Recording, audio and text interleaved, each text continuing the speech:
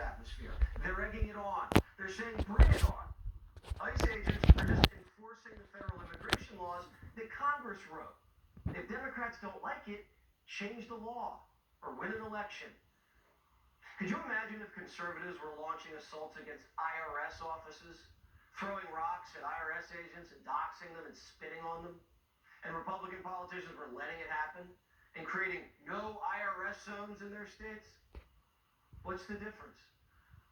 Activists are being trained to fight Trump all across the country. The San Francisco Chronicle says they're hosting training sessions on the weekends. They're treating this like it's war, and they don't care who gets hurt.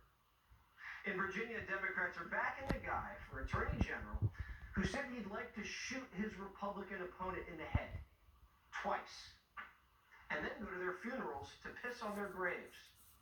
His name's Jay Jones, and he hasn't stepped down. The party is still throwing all their support behind him.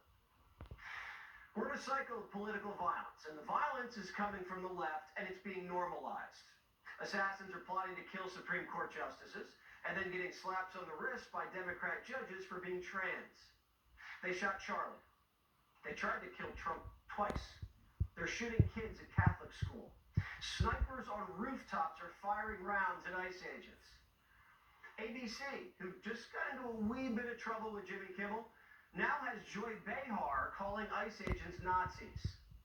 During the Nazi occupation, there was one country, I believe it was Denmark or Norway, one of those, where everybody put the Jewish star on. Yes, yeah. And they didn't know who was Jewish and who was not. So what you're saying is very smart. Is Bob Iger awake at Disney? Is that tasteful? Is that responsible? No one wants a civil war in this country. And just because the Democrat Party is in a civil war doesn't mean they have to foist war upon the rest of us.